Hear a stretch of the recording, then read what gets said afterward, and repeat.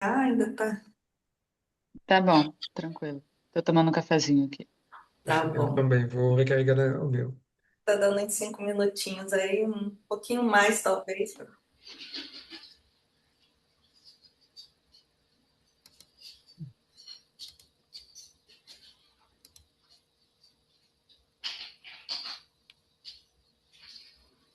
É, então,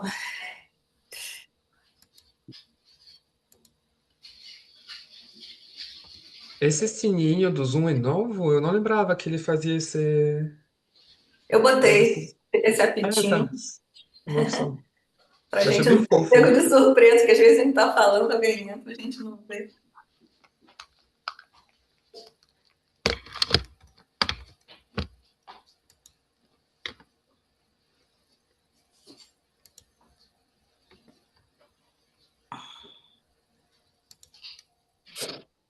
A gente dá o quê? Uns até 8h10? É, né? Eu sei que a gente ainda está no dia 2 de junho, e sim, vamos esperar só mais uns minutinhos. É bom que eu também tomo um chazinho aqui. Mas Inês e Florian, que estão aqui em Curitiba, mês que vem é aniversário da Parese. Oba! E aí eu vou mandar para vocês o dia do nosso encontro de festinha lá na FIEP, para vocês virem. Se Paula for de Curitiba também, sentir-se convidada. Já agradeço, mas eu tô no Rio. Aí, ó, pois é, foi o que eu imaginei, né, gente? Porque aqui é gente do Brasil inteiro, mas aqui em Ah, Curitiba, mês que vem vai rolar festinha, a gente vai mostrar um pouco dos dados todos que aconteceram dentro da plataforma nesses últimos 12 meses.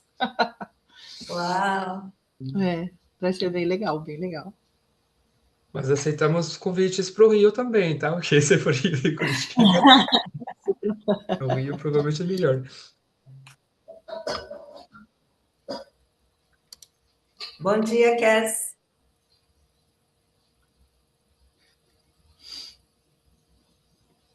Agora vai ouvir. Bom dia, Cass. Não. A gente tá dando um tempinho para o pessoal chegar até 8h10, tá bom?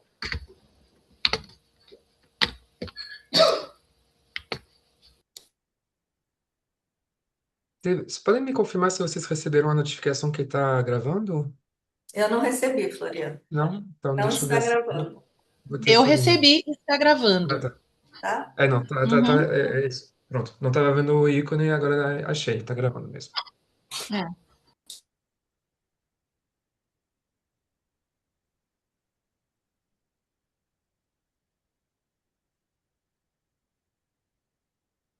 Então, que esse é só para te informar, a gente está esperando só uns minutinhos ali antes de começar. Nós já começamos.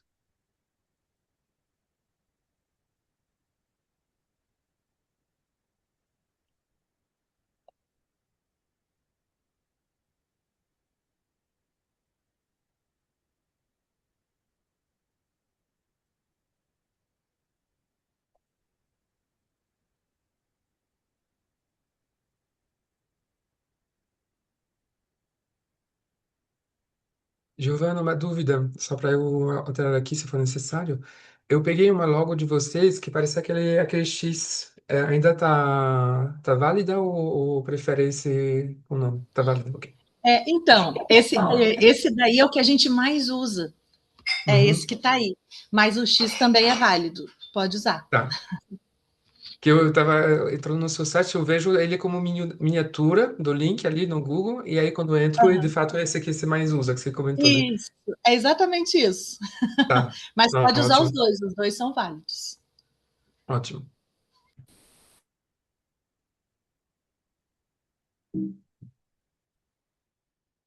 Tá passando, né, Floriano? Quando eu passo, tá Assim, mudando o slide, tá? tá funcionando assim. Que às vezes dá uma travada.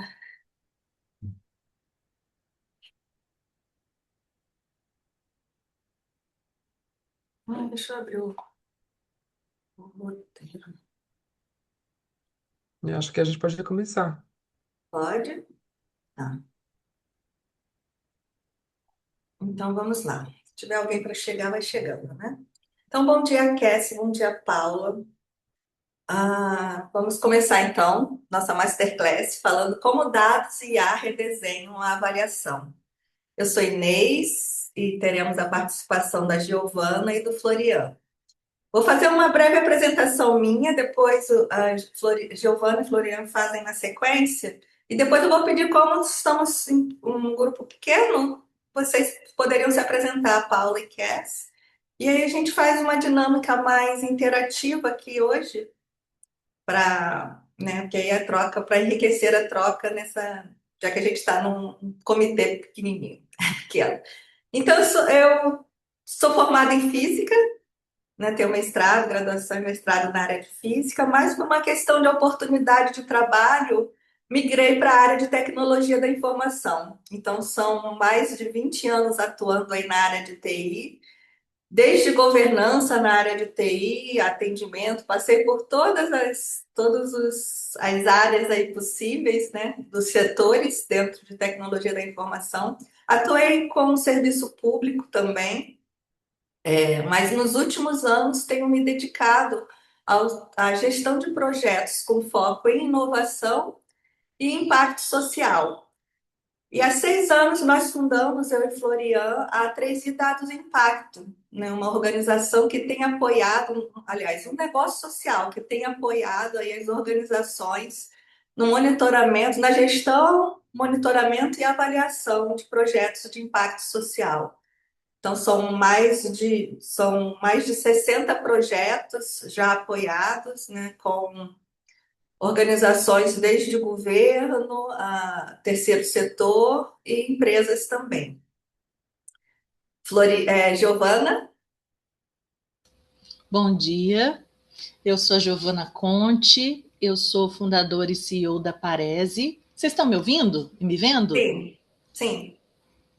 Apareceu uma mensagem aqui falando que vocês não estão, mas e lá vou eu, então, vou continuar.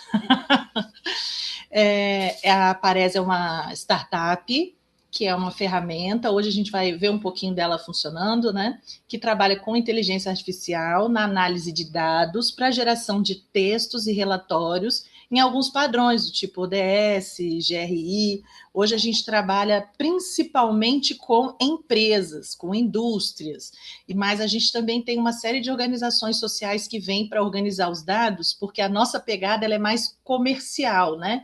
É o que as empresas e o mercado precisam ouvir sobre impacto socioambiental. A Parese ela nasceu como uma alternativa à empresa que a gente tinha anteriormente, que era a Youngers, que efetivamente realizava impacto social em territórios vulneráveis aqui na cidade de Curitiba, no Paraná. Então, agora a gente sai da realização desse impacto apenas para a aferição, né, para a medição do impacto que é gerado por programas, projetos, ações sociais e ambientais. Aí o Floriano. Obrigado, Giovana. Então, sou o Florian, como a Inês já falou, negócios. Eu sou francês, né? Nascido, crescido lá. Me formei como engenheiro agrônomo lá na época e me especializei em gestão da inovação das empresas. E cheguei no Brasil em 2012, onde fiz uma pós em gestão de projetos e comecei a trabalhar com o terceiro setor, né? Então, a agronomia deixei de lado, não era uma coisa que me interessava tanto, mas a parte mais de engenharia, de matemática, já eu gostava mais. Então, no terceiro setor, eu comecei a trabalhar com marketing digital e também avaliação de impacto, né? E foi isso que aí levou a minha carreira depois, nos anos seguintes. E até a chegar aí a consumir mais conteúdo e a me formar mais em análise de dados também. Então, ali o meu objetivo, o meu prazer nesse trabalho é realmente ajudar as organizações sociais a entender o impacto delas, né? No sentido de não só de alcance ou de eficiência, mas principalmente das mudanças que são geradas em campo, né? Na vida das pessoas que elas apoiam, diretamente ou indiretamente. E aí, né, a gente foi conversando com a Inês nos últimos tempos, assim, nos eventos que a gente participou da importância da IA, né, que acho no mundo como um todo, mas como isso impacta no terceiro setor. sendo que as condições e modalidades são um pouco diferentes, né? Então, com a Giovana, a gente vai ter uma visão muito das grandes indústrias, das empresas grandes, e qual que é o potencial máximo, talvez, dessas IAs nesse contexto. E a gente vai completar isso também com um olhar mais para pequeno e como que a gente ajusta tudo isso também pela escala, né, e o tipo de trabalho de cada um. Então, aí a ideia é trazer uma visão bem completa de tudo isso. E sejam bem-vindos. Sejam bem-vindos. E agora a gente quer ouvir vocês, Paula, Cass, falar, né, se apresentar e falar como vocês hoje estão atuando com o monitoramento e avaliação. Tá, eu posso começar. É, meu nome é Paula Romero. Eu tenho uma formação também de background bem diferente. Eu fiz geofísica, e aí a carreira foi me levando para outro lugar. Hoje em dia eu trabalho como analista de dados e gerente de dados numa organização, uma ONG internacional que chama Give Directly, que a gente faz doação de dinheiro para as famílias mais pobres da África e também famílias atingidas por desastres naturais. Essa é uma organização internacional. Eu trabalho 100% remoto, por isso que eu estou baseada aqui no Brasil, mas eu Sim. morei 11 anos anteriores na Espanha. Então, eu mudei para o Brasil recentemente, ainda trabalhando remoto, tenho muita interação na África, acabei de voltar de uma viagem de lá. E lá nessa organização, como analista de dados, hoje em dia eu trabalho, a gente tem. é, Bom, antes, há uns anos atrás, a gente terceirizava muito a avaliação de impacto dos projetos que a gente fazia. E hoje em dia, a gente tem um time de pesquisadores interno e estamos trazendo essa avaliação para dentro da organização, para a gente mesmo fazer. Então, é uma coisa que hoje em dia, eu tenho ajudado mais com a análise de dados e com a coleta e organização dos dados, menos com a avaliação em si, mas eu estou tentando me formar mais para poder também atuar nessa outra parte mais conceitual. Maravilha. Cass? Bom dia, pessoal. Eu sou o Cass Jones. Eu estou baseado aqui em Recife. Apesar do nome gringo, eu sou pernambucano. E recifense daqueles que é chato, né? Que muito bairrista. Eu sou um profissional de mais de 12 anos de atuação no campo da atuação social, né? Comecei minha trajetória com voluntariado, depois passei 8 anos na cooperação internacional, fui head de mobilização e projetos congruentes de uma organização internacional aqui no Brasil durante alguns anos e liderava parte também de advocacy, respostas humanitárias e engajamento corporativo. E desde 2019 também eu estou muito engajado com o ecossistema de impacto a partir dos negócios de impacto, né? E desde 2024 passei a atuar também na esfera pública, fazendo parte ali como membro convidado do Comitê da Estratégia Nacional de Economia de Impacto. Também fiquei um tempo no PNUD apoiando o MDIC na organização do Simpacto, né? O Sistema Nacional de Economia de Impacto. E estou diretor da ROPE. A ROPE ela é uma aceleradora de iniciativas de impacto socioambiental. E aqui a gente tem, como maneira de forma transversal, o processo de avaliação de impacto. E a gente está se preparando agora para, no segundo semestre, lançar um lab de avaliação de impacto para trabalhar esse tema dentro dos nossos clientes e também explorar um pouco o mercado. Então, a gente está participando de vários eventos nesse sentido para entender um pouco como é que esse tema tem sido tratado, porque é um tema meio marginal. É um tema meio futebol, política e religião. Todo mundo acha que entende muito, mas quando vai para o detalhe, nem sempre entende tanto. Então, um pouco explorar algumas possibilidades para a gente poder refinar do nosso lado como é que a gente vai atuar de fato nesse tema. Entendeu? Então é isso. Obrigada. E é isso mesmo, é um tema que é bem. É como você falou, né? Um pouco marginal e falta muita profissionalização, eu acho, também, né? E só para mostrar uma sinergia, eu sou carioca, Paula, né? Então, nasci criada no Rio de Janeiro, mas mudei, Cass, com 20 e poucos anos para Recife. Morei quase 15 anos no Recife, tenho duas filhas recifenses. Paulo, E Paulo, não, desculpa. Quando eu vi você, tinha uma luz, assim, uma aura em você. Agora eu entendi o porquê, porque você morou em Recife, entendeu? Tá explicado. Eu conheço bem o bairrismo, então eu te entendo. Ótimo, seja muito bem-vindo, André. Você nos ouve, André? A gente está ele está no chat, né? Acho que ele não vai conseguir, então, falar. Deixa eu ver aqui. Ah, tá sem microfone. Beleza. Então, André, você vai participar pelo bate-papo? Você, se quiser se apresentar, da onde você está e como é sua relação com avaliação e monitoramento. A gente, então, vai dando sequência e vai te acompanhando aqui no bate-papo, ok? Seja muito bem-vindo.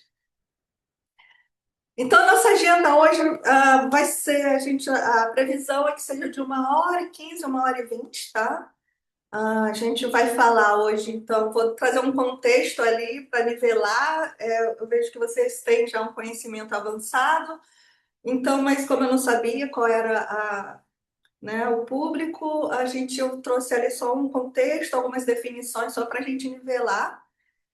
Depois a Giovana vai trazer ali os dados e sustentabilidade, como isso tudo se conecta, né, trazendo DS e ESG, como ela tem trabalhado isso com as organizações. Floriano traz a parte de ética e responsabilidade, quando a gente fala tanto de dados como de inteligência artificial. E, por fim, a gente traz algumas ferramentas e como pode ajudar nesse processo, né, de coleta, de análise, e também de narrativas de impacto social, né? Vamos focar também nesse exemplo final aqui, a gente foca no impacto social como um todo. Então, começando, eu queria saber de vocês, a gente fala tanto em dados, inteligência artificial, em dados. O que são dados? Como vocês definem dados? E pode abrir o microfone, porque 3 pessoas a gente vai fazer uma troca aqui. Como vocês definem dados? Pode falar, André. Pode botar no bate-papo. Paula, Cass. Eu acho que o dado ele é a matéria-prima da informação, né? É aquilo que precede uma organização para que uma informação realmente possa nascer e fazer sentido, né? Exatamente. O dado é aquele elemento, é a matéria-prima da informação, né? E da informação do mundo. Mas um dado sozinho, ele não faz sentido, ele precisa de um contexto. O dado ele pode ser um número, um texto, uma imagem, um som, né? Quando a gente fala de avaliação, a gente pode usar todos esses elementos para trazer análises, né, para o nosso contexto, para o nosso projeto, né, do nosso público. Então, dado é um elemento que representam informações, são elementos que representam informações sobre o mundo. E para ajudar vocês, né, a memorizar o que é esse dado, eu gostaria que vocês olhassem essa imagem por 5 segundos. Olhem essa imagem.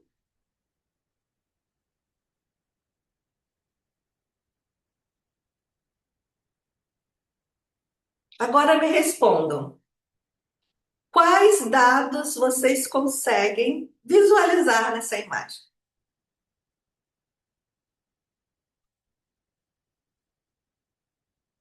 Pode botar aí no bate-papo, André.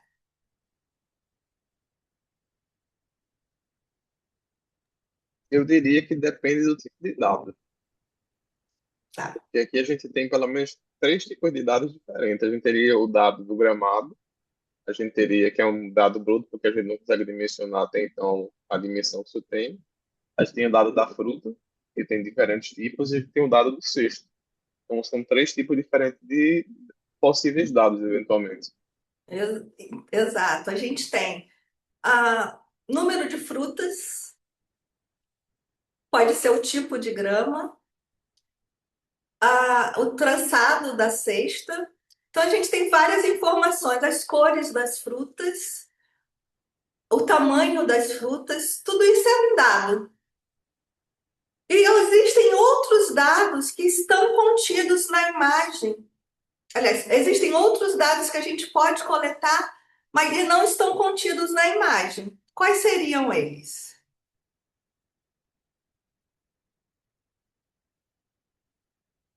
Os dados que não estão contidos na imagem, mas a gente pode coletar.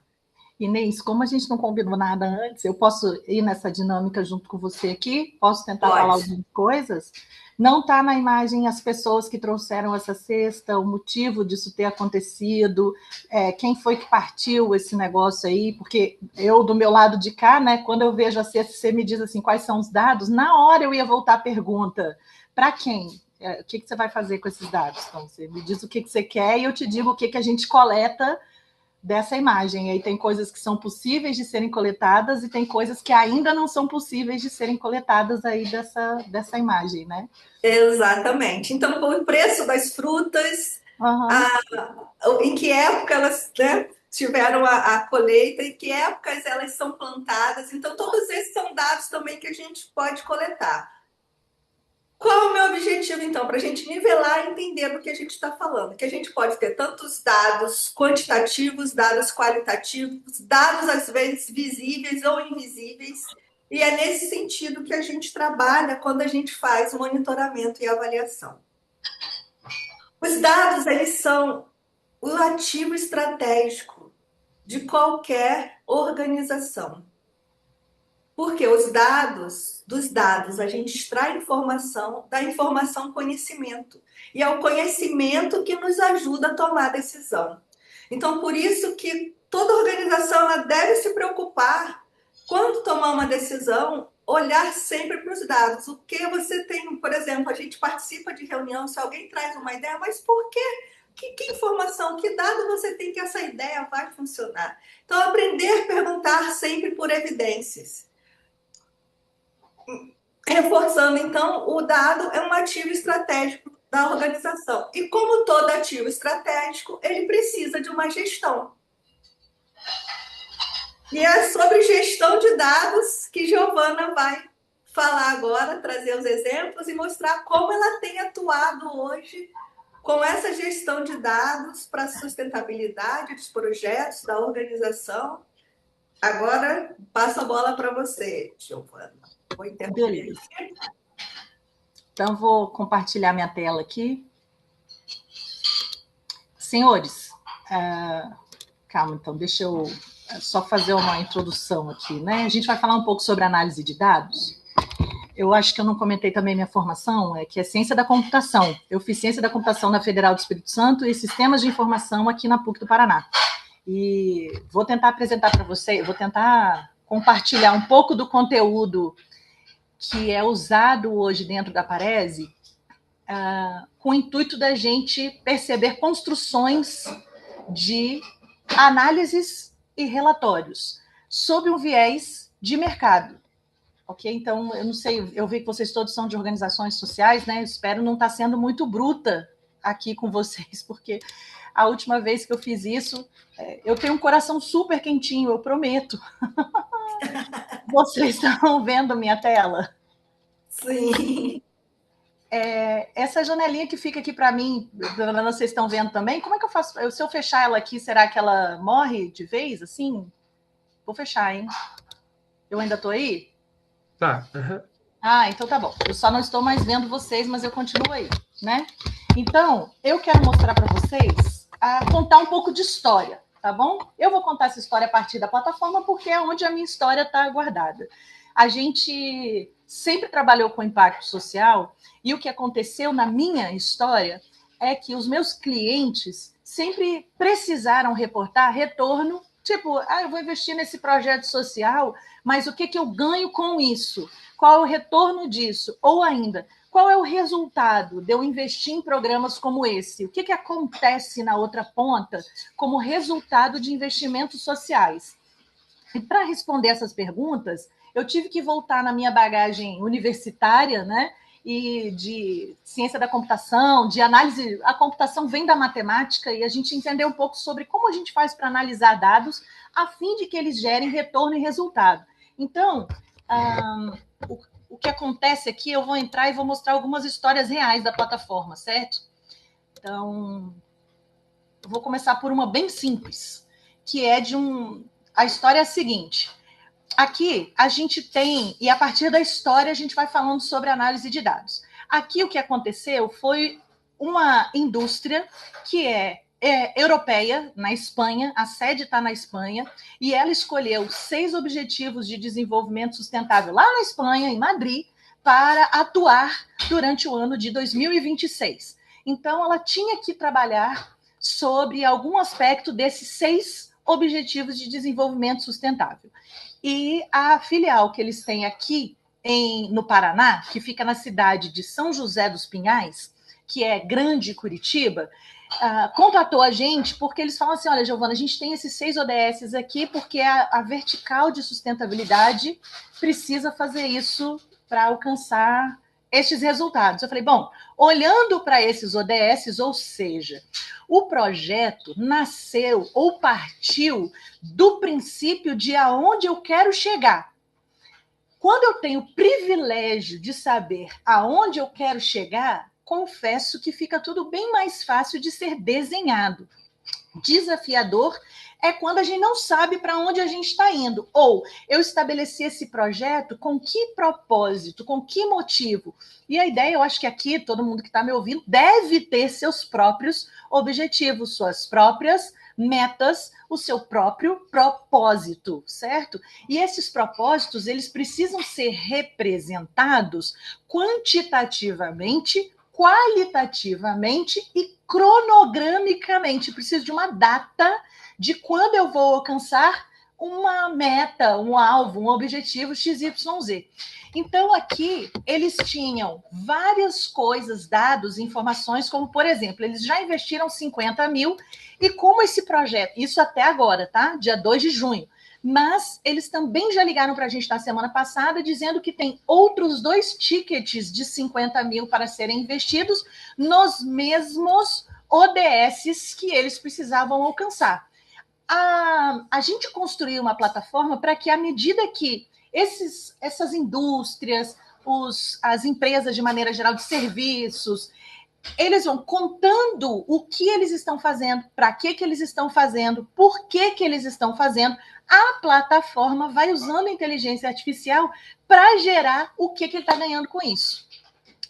A gente usa o para que ele está ganhando com isso a partir de taxonomias que são internacionais, como, por exemplo, os Objetivos de Desenvolvimento Sustentável. Hoje, no Brasil e no mundo, todo mundo sabe o que são os ODS. E a origem dos ODS, a gente que é do meio social sabe, eles vieram da ONU para provocar governos, para provocar quem mais pode mudar e transformar a realidade, porque uma vez que o governo cria uma política pública em cima de alguma coisa, no Brasil, milhões de pessoas são alcançadas. Então, os objetivos, eles têm textos genéricos, subjetivos, eles se relacionam com PIB, taxa de natalidade, taxa de mortalidade, que são dados oficiais de governo para dizer se você está alcançando ou não este objetivo. Os ODS não foram inicialmente desenhados para empresas médias, pequenas, para qualquer tipo de empresa. Então, quando a gente tem uma petroleira que atua não só tirando petróleo, né, mas fornecendo derivados do petróleo no planeta inteiro, quando uma empresa dessas de petróleo ela resolve usar os objetivos de desenvolvimento sustentável, ela também é capaz de interferir nesses índices nacionais, independente do país, porque ela trabalha ela toca muita gente. Mas não só o ODS. A gente também tem no planeta hoje várias taxonomias que foram definidas para dizer se uma empresa, uma indústria, comércio, serviço está ou não está fazendo impacto socioambiental, se está ou não está deixando legado. Uma dessas taxonomias foi criada pela Global Reporting Index, que é o GRI, que é antiquíssima, chegou no Brasil no início dos anos 2000, e ele vem com um formulário gigantesco, cheio de perguntas para fomentar na mente das empresas e das indústrias o interesse por efetivamente deixar legado, não apenas fazer uma ação pontual, tipo doação de alguma coisa, sem medir o impacto dessa doação. Vou dar um exemplo. Quando a gente tem uma comunidade e gente passando fome, e eu estabeleço que a solução para esta fome é a doação de cestas básicas, sem mais nada, sem nenhum outro tipo de desenvolvimento desta comunidade, eu acabo mantendo essa comunidade refém das minhas doações. Todo mês eles vão olhar para mim e vão perguntar: cadê a próxima doação? Porque eles estão reféns disso. Quando a gente fala de desenvolvimento sustentável, nós vamos associar as doações de cesta básica, porque não é para elas pararem, o assistencialismo é poderosíssimo e base para qualquer transformação social. A gente vai manter as doações, mas junto com isso a gente precisa pensar em como eu faço para que essas pessoas deixem de depender dessa cesta básica no futuro a médio e longo prazo, certo? Quando o Brasil ele resolve ouvir o que a Europa, os Estados Unidos nem tanto neste momento político em que vive, mas quando ele ouve o que a Europa tem feito e sugerido, ele também percebe que precisa definir algumas regras, alguma legislação sobre impacto ambiental e social. E a gente vê as primeiras conversas sobre mercado de carbono, crédito de carbono do lado ambiental e vê algumas coisas sobre direitos humanos no lado social. Então a gente começa a ver as primeiras empresas sendo penalizadas por trabalho análogo à escravidão. Não sei se vocês chegaram a acompanhar algumas empresas no Brasil e notícias desde os anos 2000 e deve ter sido, foi antes da pandemia ainda, 18, 19, vinícolas no Rio Grande do Sul que foram autuadas por trabalhos análogos à escravidão. Não era nem a vinícola, era o que a gente chama de cadeia de valor, eram os parceiros da vinícola que estavam fazendo aqui, mas a manchete vem, pum, a vinícola estava com pessoas com trabalho análogo à escravidão. A gente tem uma montadora de carros na Bahia, em Camaçari, que também foi pega com trabalho análogo à escravidão. E como essas manchetes são muito ruins para essas marcas, porque a nova geração ela é muito consciente, ela é muito ligada nessas coisas. Então, realmente impacta e você pode correr o risco de cancelamento. Quer ver outro? Um supermercado, o Carrefour, com o caso do segurança que matou um homem preto.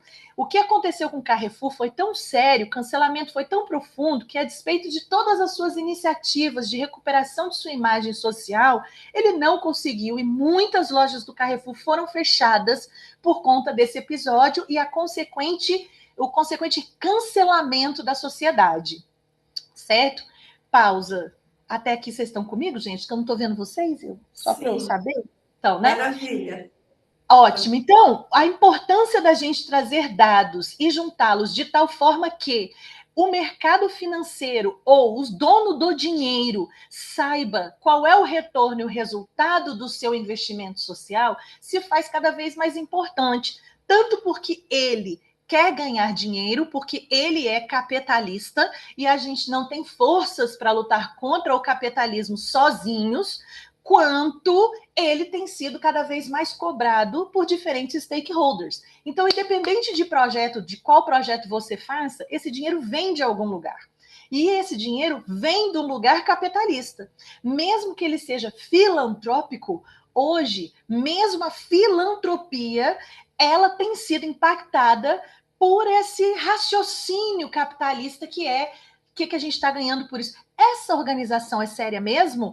Esse pessoal está usando o meu dinheiro mesmo? Tem uma organização aqui no Brasil chamada Gerando Falcões, que também ajudou nos desastres lá no litoral de São Paulo, e eles mandaram muito dinheiro e eles conseguiram. O Edu Lira, que é o presidente, né, o CEO de lá, foi na internet, juntou um monte de doações e levou essas doações todas para lá. Na sequência, não sei quantos de vocês viram a cobrança que foi pelo relatório de o que vocês fizeram com o meu dinheiro. Muita gente perguntando o que a Gerando Falcões fez com o dinheiro que foi depositado, porque foram 4 milhões de reais, para onde foram esses milhões de reais? Ou seja, mesmo a doação, mesmo a filantropia, tem sofrido pressão de reporte de dados. Então, eu quero mostrar para vocês a Giovana, só o que o Cassie botou ali, só uma correção, foram 15 milhões. 15, obrigado, Cass. Mas você lembra dessa história, né? Que ele precisou dar um jeito de reportar essa história toda.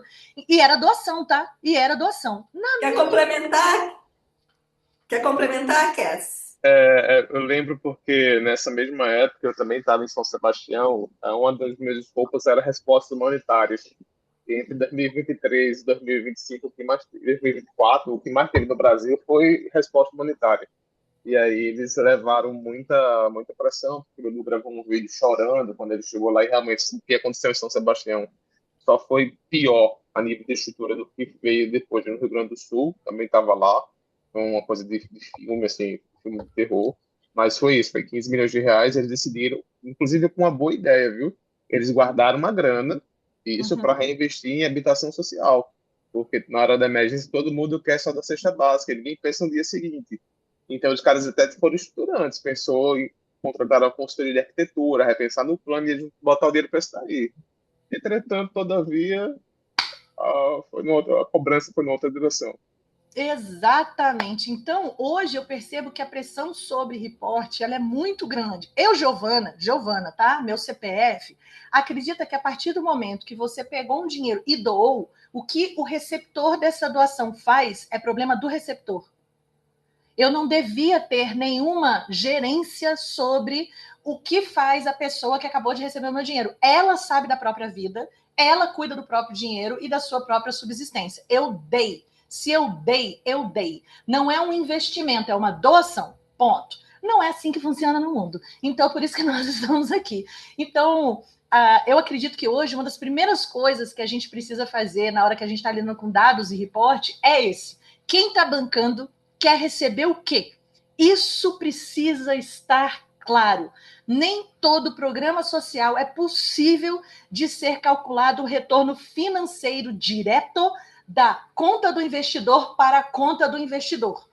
Investimento financeiro social, ele retorna em transformação social comunitária. Então, ele precisa definir quais as transformações sociais ele espera ver na comunidade a partir do investimento que ele está fazendo. Essa é uma conversa seríssima e a gente precisa entender e trabalhar isso com os doadores. Porque eu também acho que o que a Geraldo Falcões fez é o que tem que ser feito. Visão de longo prazo. Nós vamos pegar, nós vamos cuidar de vocês aqui, mas nós vamos continuar, porque a cidade precisa continuar.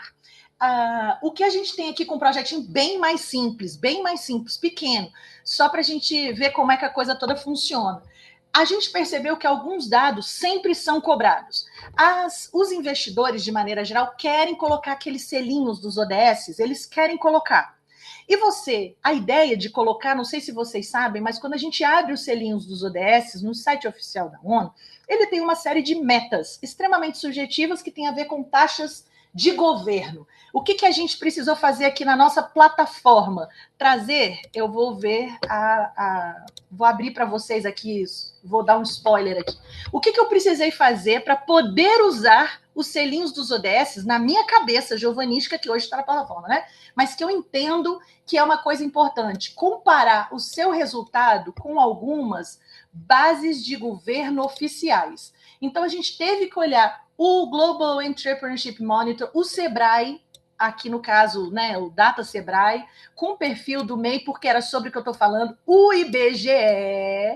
A gente olhou o Banco Central com relatório de cidadania financeira, o Atlas de Vulnerabilidade Social e o GRI, os artigos que têm a ver com, no caso aqui é uma jornada empreendedora, então o que tem a ver com a parte de aquecimento econômico de comunidades, junto com dar uma olhada em todas essas metas de ODS para garantir que o nosso cliente vai colar um selinho e ele pode justificar por que ele está colando selinho. Eu estou comparando os resultados que ele está tendo com os resultados de bases oficiais de governo. O que eu quero dizer é, hoje eu penso que um bom relatório, a primeira coisa é saber para que você quer esses dados, o que você vai fazer com ele, para quem você está reportando e que tipo de mudanças você quer. Na sequência, o que a gente tem que fazer é, se calhou da pessoa colocar ODS, a gente precisa trazer uma análise sobre o Brasil e como isso muda na região onde o projeto está acontecendo. Dá uma olhadinha em bases oficiais de governo. Terceiro, a gente vai coletar dados baseado no que a gente tem que reportar. Porque não é para coletar qualquer coisa, não é para dizer que a dona Tereza ficou muito feliz e aí tem o vídeo da dona Tereza chorando. Quero agradecer porque vocês vieram aqui e ajudaram meu filho. Muito obrigada, muito obrigada. Lindo, maravilhoso, faz a gente chorar de emoção. Nós, pessoas normais. A turma do dinheiro quer saber o que mudou na vida da dona Tereza a partir do momento em que vocês estiveram lá. Se é um trabalho de geração de renda, então a gente vai querer saber algumas coisas sobre. Então, eu estou dando um exemplo, tá? O que a gente resolveu contar nos nossos relatórios? O contexto. Então, qual é o contexto da iniciativa? E aqui a gente tem a possibilidade de trazer dados socioeconômicos, demográficos sobre o perfil de quem está sendo beneficiado. Antigamente, só de você fazer a coleta dos participantes sobre quem eles são na fila do pão, com relação a gênero, faixa etária, raça, renda familiar, escolaridade, SUS, tipo de moradia e assim sucessivamente, só isso era um relatório. Não sei se vocês se lembram dessa fase. Só da gente apresentar o perfil sociodemográfico das pessoas beneficiadas, pronto, eu tinha um relatório. Hoje, ele passa a ser o princípio, ele passa a mostrar sobre quem eu estou trabalhando, quem são as pessoas que estão sendo beneficiadas, qual é a história que eu vou contar. E a gente precisa entender que, qualitativamente, a gente tem perguntas realmente qualitativas. Então, você entendeu o que aconteceu? Você acha que isso é útil para você? Teve algum impacto no seu aprendizado? Quem está respondendo isso? A pessoa que está participando do projeto. Você consegue? Está com confiança para melhorar sua renda? Ah, é? Então me conta mais sobre o que aconteceu durante isso daqui, qualitativamente, para eu entender o que mudou na sua vida e o que você aprendeu. Então, a gente aprendeu ao longo do tempo que existem perguntas qualitativas que suportam, endossam, chancelam as coisas quantitativas que a gente vai buscar durante o processo. Como é um projeto de renda, o que a gente quer saber? Qual a sua renda antes? Qual a sua renda agora? E aí a gente pergunta sobre essa renda trimestralmente. Ah, é? E qual a sua renda agora? E qual a sua renda agora? E qual a sua renda agora? Isso é um dado quantitativo, é um número. Eu posso medir se essa renda está indo para cima, para baixo, está indo para frente ou para trás. Mas qualitativamente, eu também consigo ouvir as pessoas e saber o que elas pensam a respeito disso. Senhoras e senhores, aposto que todos vocês já usaram Gemini, ChatGPT, o poder que tem contar histórias para o ChatGPT e pedir para ele fazer uma análise, certo? Então, a IA hoje se torna muito poderosa quando a gente sabe o que a gente está capturando, entrega isso tudo para que ela faça análises. E aí a gente tem, junto com essas análises, a possibilidade de mesclar com ODS, GRI, com dados de sustentabilidade, para descrever. Então, aqui eu tenho o contexto, que são os dados sociodemográficos, inclusive em comparação com bases oficiais de governo. Eu descrevo o que eu fiz com essas pessoas e, na sequência, qual é o resultado. O que a gente tem de resultados concretos a respeito desta ação? E, na sequência, qual foi o impacto econômico e a contribuição para os ODS a partir desse resultado? Então, se eu estou falando de educação, eu vou querer saber qual era a nota dessa galera antes, qual é a nota dessa galera depois. Se eu estou falando de infraestrutura e construção de coisas, eu quero saber, nós construímos e abrigamos quantas pessoas, quantos estavam sem, quantos passaram a ter moradia, e assim sucessivamente.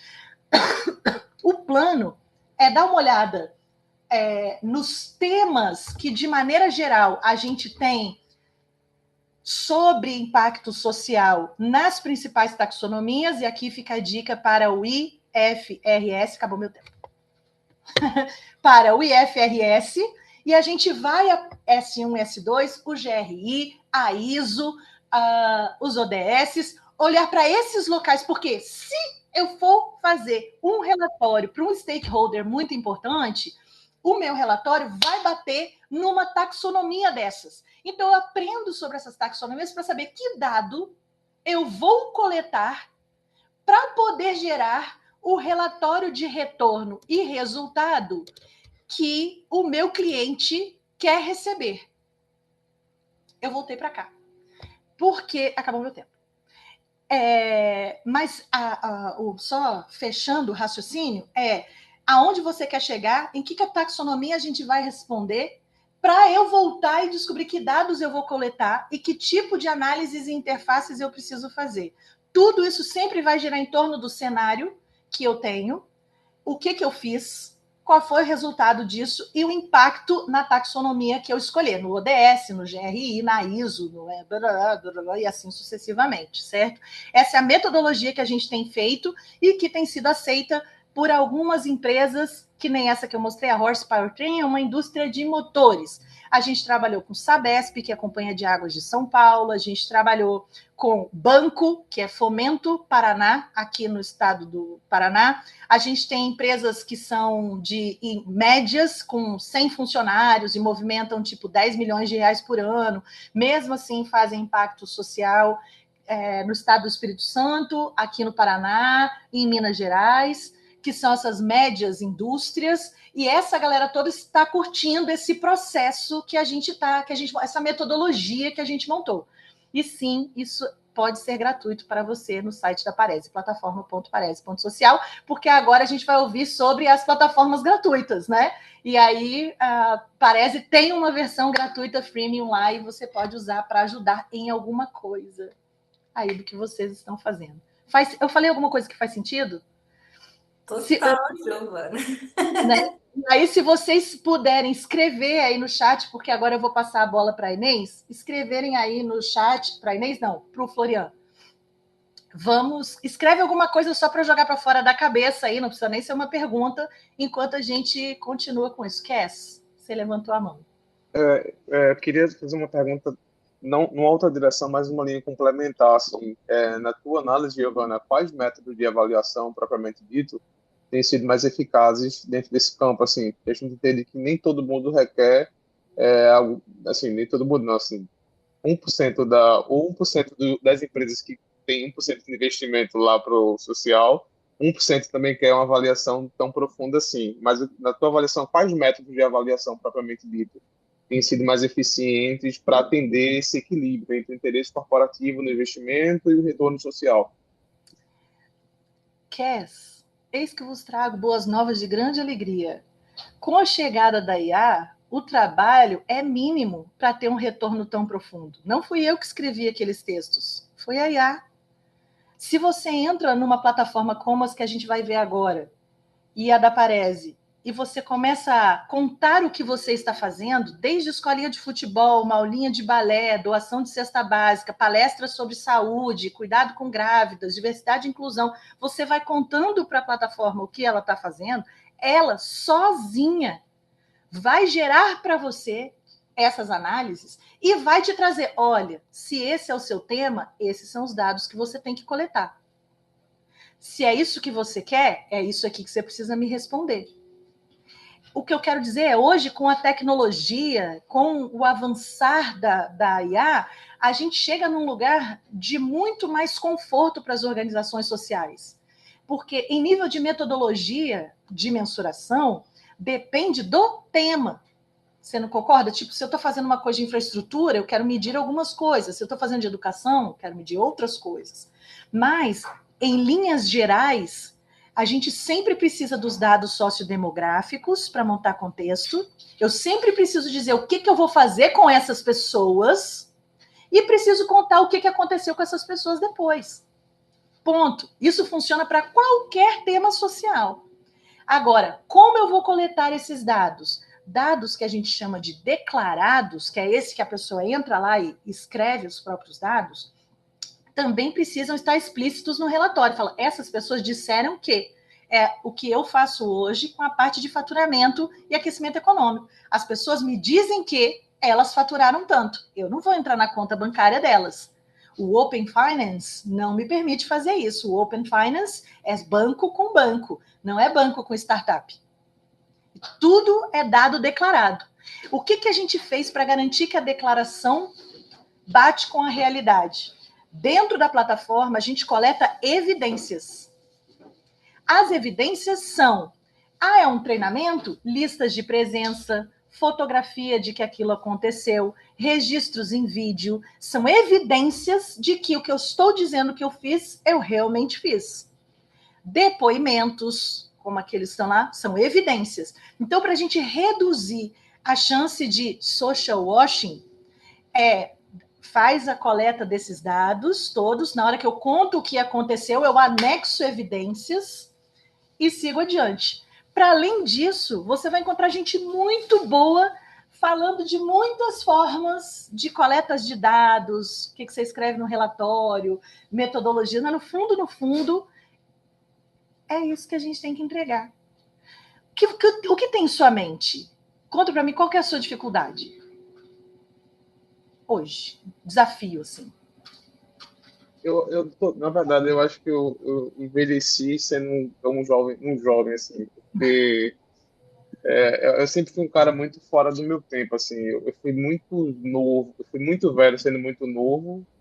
Eu fui muito, acho que eu fui muito, enfim. Eu sempre acho que eu tô fora de tempo em alguma coisa, porque eu te ouço, te entendo e acho que faz total sentido isso. Inclusive, hoje à tarde tem uma conversa, estou quase abrindo uma empresa com foco na que eu estou chamando de iatização, como é que a gente ajuda as empresas a lidar realmente com IA, incorporar, etc. Isso me faz muito sentido, assim, mas eu tenho algumas dificuldades metodológicas no sentido de a IA ser um fator avaliador nesse processo. Por mais que ela vai replicar uma lógica humana, por Entendi. mais que ela vai entender todo o processo, a gente vai poder Não. setar muito bem, preparar ali todo o learning machine para ela poder se preparar e tudo mais, mas eu fico muito mais pensando assim, como é que eu posso apontar para ela o melhor caminho, né, Entendi. o Então, caminho a pera, seguir. agora você chegou no coração pulsante da coisa toda. Calma. Tem 10 anos que a gente desenvolve a metodologia Parese. 10. A gente avaliou uma série de nuances de impacto social. Entendi. Nessas nuances são tocadas por diferentes temas. Então, a IA da Parese, ela foi feita para fazer análises de impacto social e ambiental. Entendi. Se você pegar os mesmos dados e jogar no GPT, ele não vai fazer o que a IA da Parese faz.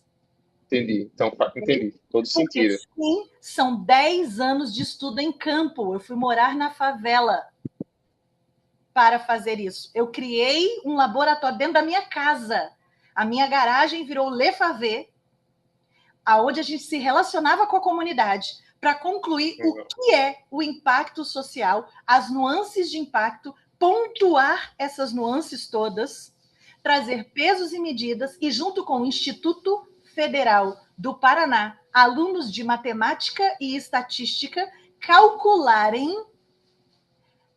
um crédito social, calcularem valor de impacto. Ok? Beleza. Pronto. Perfeito. Agora eu entendi. E aí, assim, para mim agora fez total sentido o que você está falando. Você criou a metodologia e você ensinou a IA a ser esse teu braço Isso, para a gente fazer basicamente criou um agente de impacto. Legal, Exato. beleza.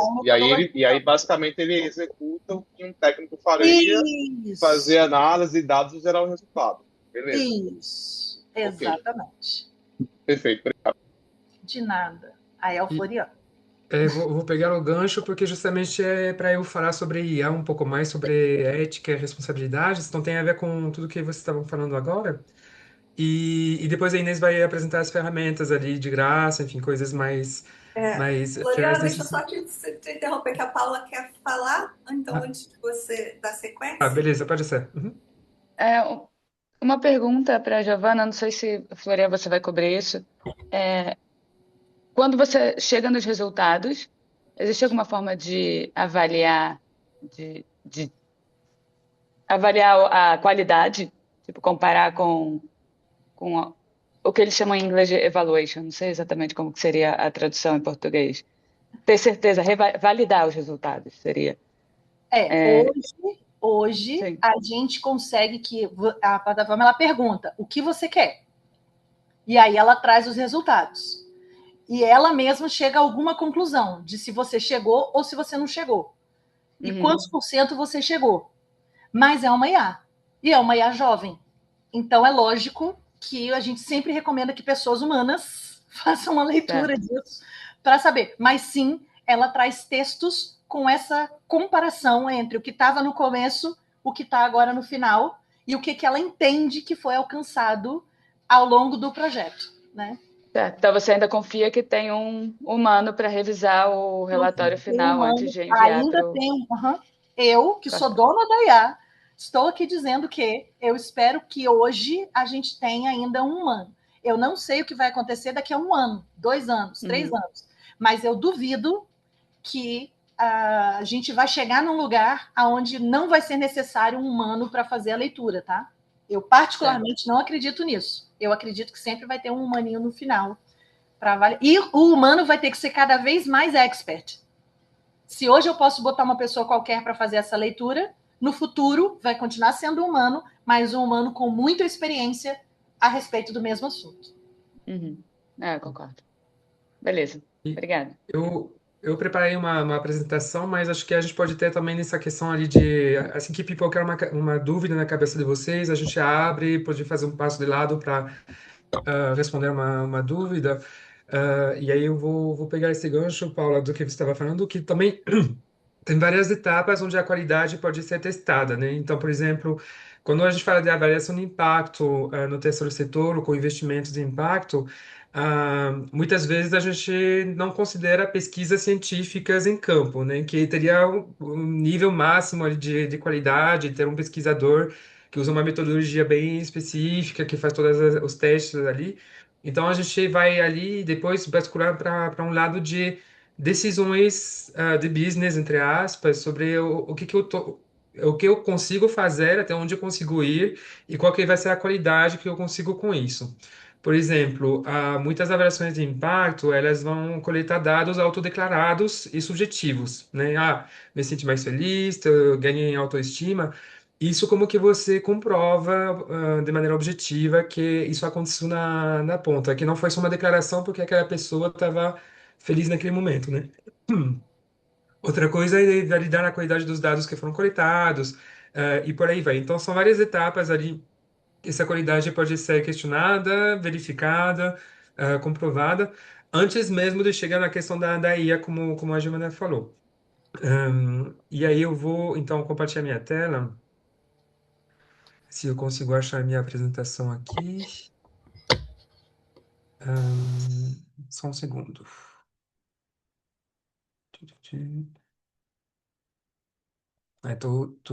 Aqui, achei.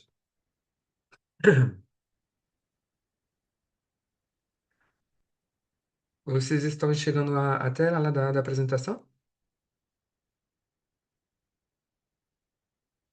Sim? Sim, Sim, Tá. sim. Então, aqui eu vou trazer um pouco de ética e responsabilidade, justamente sobre a inteligência artificial, sendo que já nesse grupo a gente vê que tem realidades muito diferentes, né, e contextos diferentes para esse uso e para a capacidade de desenvolvimento, né? A gente tem uma organização, por exemplo, que tem já um setor aí com analista de dados que consegue fazer um processo mais avançado do que outras organizações sociais. Negócios, e aí quando a gente fala da indústria, por exemplo, no caso da Giovana, de banco, né, de empresas muito grandes, essa capacidade é maior ainda. Eles usam a IA muitas vezes relacionada diretamente com o business, né? Então, faço análise de dados para poder otimizar a minha operação, né? E crescer mais ainda. E aqui a gente está, né, olhando para tudo isso um pouco, então vou trazer uma visão global, de tudo isso, e aí com as perguntas a gente pode tratar casos mais específicos. Então, eu tinha uma primeira pergunta para vocês também, que era, segundo vocês, qual que é o maior risco que vocês enxergam ali no uso da IA na questão da avaliação de impacto, né, e avaliação, monitoramento, ou se quiserem falar também da questão do uso da IA para a gestão da organização. Eu não sei se vocês têm isso já claro na cabeça, assim, alguns riscos que são mais gritantes. Quer? Ô, Paula, você abriu o microfone primeiro, Sim, acho. eu posso falar Pode uma falar. coisa que eu tenho enfrentado hoje em dia, porque uma das partes do meu trabalho é facilitar o uso de IA em diferentes departamentos. Mas uma coisa que a IA está gerando muitos dados e as pessoas não têm fluência em dados suficiente para avaliar se o resultado é bom ou ruim, se precisa ser revisado. Vai um pouco na linha de ser cada vez mais expert para analisar os resultados da IA, mas por enquanto, que a gente não está nesse momento ainda, são as mesmas pessoas que trabalhavam com os mesmos processos no ano passado. Agora, com toda essa informação que a IA está jogando nova, eu vejo que a interpretação desses resultados, principalmente quando se trata de dados, está colocando em risco alguma das operações e dos processos da organização. Então, acho que precisaria elevar esse data literacy na organização inteira, levantar essa linha de base aí. Nossa, Ótimo. perfeito, Paula. Perfeito. É bem isso. Yes. Eu corroboro nessa linha que a Paula traz, assim, esse excesso de informação desordenada, infelizmente, ela cria muito mais retrocesso do que avanço positivamente, né? E aí a gente pode criar uma série de gente que acha, como eu falei lá no início, política, religião e futebol, todo mundo acha que entende e sempre tem o melhor lado, né? Então isso pode acabar gerando algo nesse sentido, assim. O idiota, ele nunca sabe que ele é o idiota, só quem sabe é o outro que tá vendo, né? Então o cara pode pegar um dado, tem um baita argumento, ele vai dizer, não, mas o meu argumento é fundamentado em um dado. Ele pode estar falando a coisa mais idiota do mundo. E ele nunca vai saber que ele é um idiota porque ele tem um dado que diz para ele tal coisa, sabe? Então acho que a gente viu isso muito com as redes sociais, assim. Eu lembro que na minha época, eu tenho imagens da minha adolescência, assim, em roda de conversa, eu calado, só ouvindo algumas pessoas, porque eu tinha medo de ser idiota, de falar alguma besteira, entendeu? Com a rede social, você criou uma ferramenta de comunicação que você faz o que você quiser, a toda hora, a todo instante. Então, a gente sentiu que esse medo de você ser idiota, de você passar vergonha, ele caiu muito com as redes sociais, né? O cara, mas ele usa o argumento, eu sou uma pessoa autêntica. Com a questão dos dados, eu acho que a gente corre um outro perigo, entendeu? É formar um monte de especialistas que têm os seus dados para se fundamentar e uma época de fake news, uma época que a IA tem servido muito para as deepfakes. Então, assim, eu acho que a gente corre uns perigos bem, bem complicados. Sim.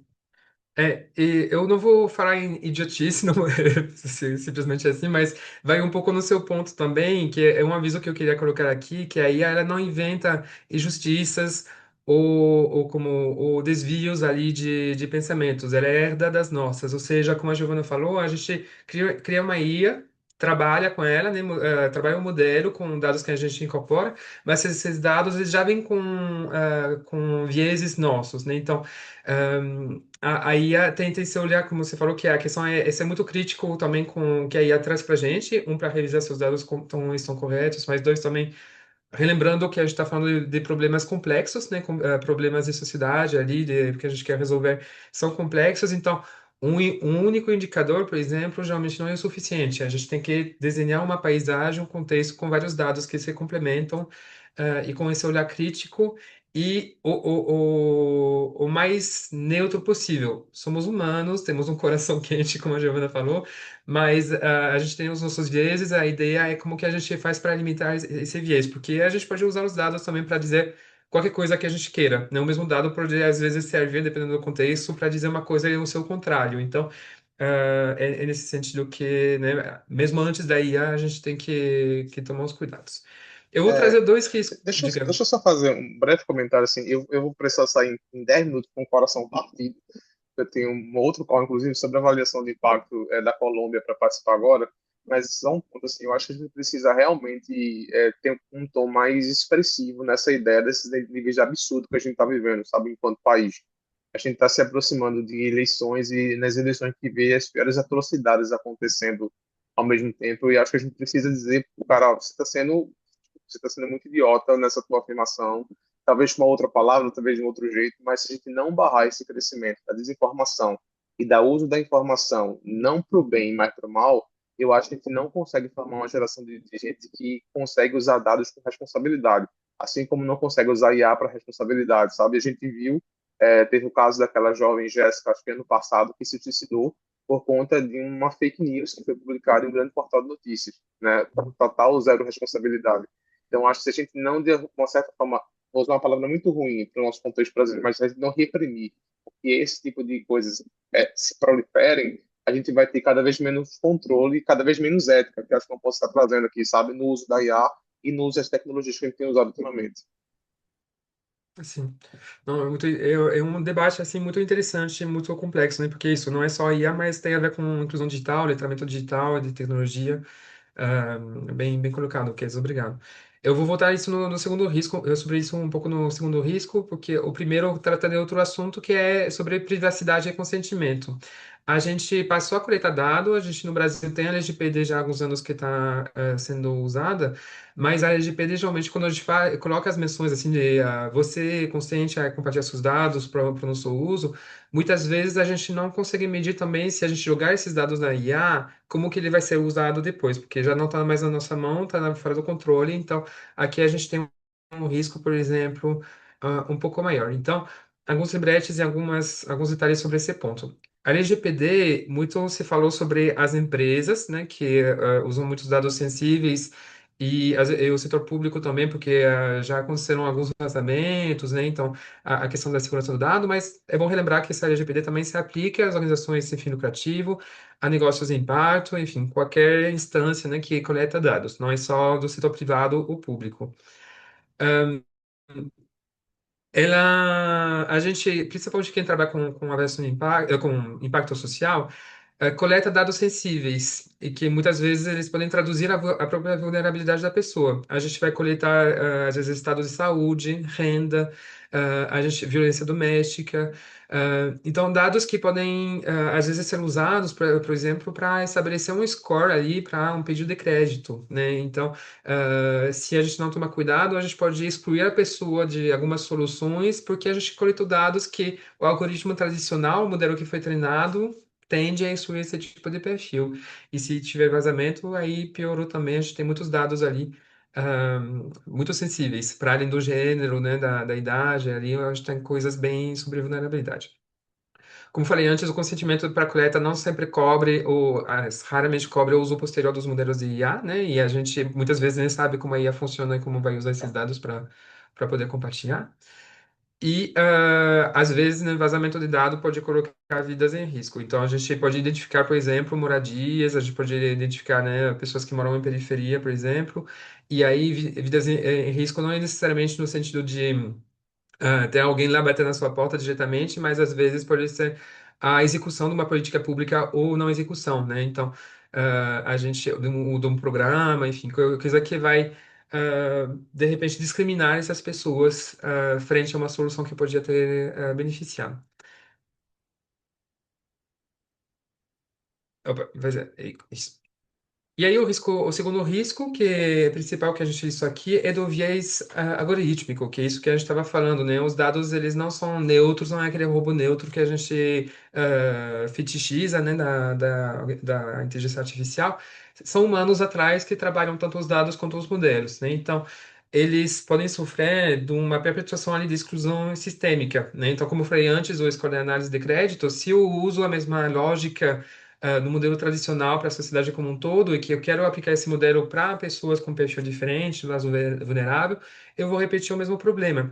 Teve um exemplo, não sei se vocês acompanharam, nos Estados Unidos que fez bastante polêmica de segurança, né, que fizeram uma IA de reconhecimento facial para alertar, acho que é uma empresa de segurança, não lembro se foi uma empresa de segurança ou a polícia mesmo, em caso de risco ali de perigo, né, de furto, de qualquer coisa na rua. E só que eles treinaram a ferramenta só com rostos brancos, né?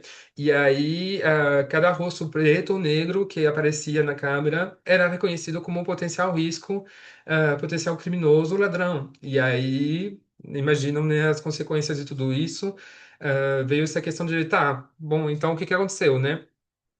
A empresa só era feita de pessoas brancas que botaram os seus próprios rostos para treinar, e aí a gente a gente continua generalizando um problema ali, em vez de resolver um problema, a gente está piorando ele, né? O generalização precipitada tem um pouco a ver com isso. Então, os modelos foram treinados, por exemplo, para grupos grandes de pessoas, e aí, quando a gente trabalha com nichos, ou territórios específicos, a gente corre o risco de aplicar coisas que são verdadeiras para a maioria, mas não necessariamente para aquilo que a gente está olhando localmente. Então, por exemplo, tem um projeto ali de geração de renda voltado para pessoas indígenas. Pesquisas sobre o assunto são raras. E aí, os dados disponíveis pelas inteligências artificiais provavelmente vão trazer coisas que funcionam para o comum dos mortais, né? De pessoas de classe média, de repente, ou de grupos atendidos com mais frequência, enquanto povos indígenas têm uma relação com a agricultura produtiva totalmente diferente. Então, a aplicação das mesmas soluções não vai dar certo necessariamente. E aí, é isso, né? Essa questão de olhar crítico que eu estava trazendo também, ele sempre tem essa reflexão. Será que isso que está funcionando fora continua sendo real para o meu grupo? Território é a mesma coisa, né? A gente pode usar como inspiração, por exemplo, fontes de dados, contextualizações de outros países, mas sempre tem que relembrar que não, o Brasil tem as suas particularidades, tem uma cultura diferente, tem um tamanho diferente, tem grupos sociais diferentes, e então a gente não pode contar sempre com a solução da maioria para servir um grupo mais específico. A IA torna o erro como resultado o silêncio, além de buscar autoconfirmação. Isso eu estou falando mais das IAs tipo o ChatGPT, né, por exemplo, que sempre são mega positivas com você, né? Você escreveu um texto meio bossa, ele sempre vai comemorar e celebrar a sua qualidade de redação. E aí, quando tem, por exemplo, com críticas sobre algum assunto, quando tem erros ou coisas negativas que não vão no sentido do seu prompt, aí ele cala isso, não necessariamente vai trazer o contraponto para você, né? Então, se eu quero falar, por exemplo, sobre o aumento de empregabilidade no Brasil, ele não vai me trazer necessariamente uma visão crítica sobre o desemprego, sobre a qualidade dos empregos, ele vai deixar isso silencioso e vai me dar a impressão, então, que o caminho é aquele, é o X que está me mostrando, e aí eu perco todas as informações do resto do mundo. Então, aí também tem um risco ali de viés. E, por fim, populações subrepresentadas ou problemas sociais nichados são mais prejudicados. É um pouco uma conclusão do resto, né? Que aí a gente vai aumentar riscos como dizer, a gente vai aplicar soluções que não são adequadas, adaptadas para certos públicos, certos nichos, e aí a gente pode, então, gastar energia, tempo, e recursos para uma solução que não vai funcionar e que às vezes vai criar mais problemas, né? Então, por exemplo, inclusão produtiva, a gente sabe que tem questões de gênero diferentes, né? Mulheres em situação ali de exclusão produtiva e homens não é bem a mesma relação, não são as mesmas causas. E aí, se eu quiser aplicar uma coisa para as mulheres, de repente a gente vê que tem alguns programas que vão aumentar o gap ali entre homens e mulheres, porque eu não estou tratando umas especificidades daquele público, né? Então, esses são os dois principais vieses ali que, quando a gente trabalha com impacto social, podem aparecer, mas tem muitos outros que a gente pode citar. A própria posição ideológica, por exemplo, das empresas donas da IA. Então, teve uma polêmica ano passado, eu não vou entrar necessariamente no detalhe da polêmica, mas a questão, por exemplo, do ChatGPT, que estava servindo o governo dos Estados Unidos para ajudar na sua guerra na guerra da Israel contra a Palestina. Então, aí a gente, não sabendo disso, né, a gente pode aí, desejando impactar positivamente a sociedade, a gente acaba dando dinheiro também para causas que vão contra isso. A geração de textos e imagens com cara de IA. Aí bem mais leve. Eu estou fazendo uma montanha russa ali de peso, né, dentro das questões, mas a gente está vendo cada vez mais conseguindo reconhecer uma imagem que foi produzida por IA, um texto às vezes que foi reproduzido por IA, e começando um pouco, às vezes, a cansar o leitor ou o usuário desse conteúdo, e criar uma imagem negativa de, porra, com certeza não tem uma pessoa ali na minha frente, é uma IA. Então, tem alguns cuidados ali se ter para evitar esse risco. Erros de tratamento de documentos e consistência das conclusões. Então, quando a gente joga dado para IA, às vezes é sempre bom checar, né? Como a Giovana falava, ter um humano que revisa, porque às vezes pegar uma porcentagem que está no documento, mas atribui a outra coisa, dependendo como o documento foi formatado, enfim, tem várias questões ali. Mas aí a gente pode chegar num texto que fala uma coisa que, na verdade, não era isso no documento original. Então, erros mesmo de interpretação e de raciocínio ali que podem aparecer. Os direitos autorais, isso eu acho que é uma coisa que já foi conversada muito no passado, de as IAs generativas, né, as grandes, usando o trabalho de artistas ou de outros trabalhos sem se preocupar com os direitos autorais, sem se preocupar com citar esses nomes. Então, que pode ter uma questão ética ali em relação ao que é a posição da sua organização. E o impacto ambiental também, quando a gente sabe, né, o consumo de água, de recursos que data center, né? E aí elas podem acabar gerando. Então, tem várias coisas ali que são mais de posições políticas, posições éticas de cada um, né? De se eu aceito ou não aceito aquilo, além das coisas ali, como eu falei, que tem a ver mais com o algoritmo, e que a gente pode ter um controle também sobre como evitar esses riscos. Então, justamente é como superar esses riscos e defender uma governança ética dos dados e do uso da IA. Eu vou trazer alguns exemplos, e conceitos ali que podem ajudar a estruturar um pouco isso dentro da organização de vocês, começando por um framework ali que chama dos 3 Cs. Os 3 Cs sendo consentimento, contexto e controle. A gente tem que ver, assim, perante a realidade de vocês, o contexto de vocês, o que que faz mais sentido, porque algumas vezes é isso, a gente é consumidor numa IA generativa, né, um chat GPT da vida, ou às vezes a gente desenvolve a nossa própria IA, né, e aí são questões diferentes ali de relação com essa ferramenta. O consentimento tem a ver com o que eu falei antes, que quando o dado foi coletado e autorizado, né, aliás, se certificar que ele foi, que a gente tem a autorização para a coleta e uso desse dado, e, né, conforme a LGPD manda, que a pessoa, o titular desse dado tenha consciência de como que ele vai ser usado, quanto tempo que a gente vai ficar com ele, e aí se vai ter uma IA envolvida também nisso. Depois eu vou trazer formas também de como proteger um pouco esses dados, né, através da anonimização. Mas o primeiro passo é esse consentimento. O dado que estou coletando, principalmente de quem trabalha diretamente com beneficiários, né, com a população sendo atendida pelo programa, a gente tem que garantir que esses dados eles são consentidos. Tem na questão de avaliação e monitoramento alguns debates interessantes sobre, por exemplo, a compra desses dados. Ou seja, eu vou pagar o titular para ele poder compartilhar esses dados comigo, porque isso tem valor para a empresa, para as minhas análises, as conclusões que eu vou tirar. Então, eu posso entender que é uma mercadoria, né, de informação ali, de conhecimento, e, para ser mais justo, eu posso decidir remunerar a pessoa por esse compartilhamento.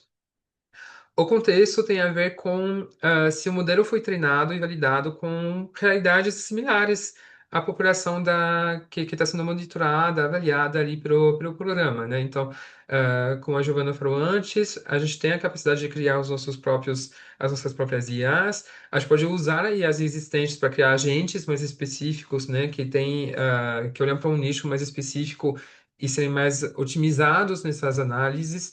Então, é importante entender como que ele foi treinado, a partir de qual base de informação ele foi treinado, para justamente evitar esses vieses ali de algoritmo, como eu apresentei antes, ou se ao contrário, é um modelo genérico que está sendo aplicado. Às vezes, tudo bem se o que for possível dentro da minha realidade atual, tudo bem, mas eu tenho que ter consciência disso e em algum momento também avisar e sobre o assunto, né? Então, não tem erros, vamos dizer, de uso, é mais uma questão de consciência e de transparência. Ó, estou usando tal ferramenta que possui essas limitações, então, que nem a gente faz margem de erro, né, quando a gente faz uma análise de dado, essa vai ser a minha margem ali, de divergência possível das minhas análises.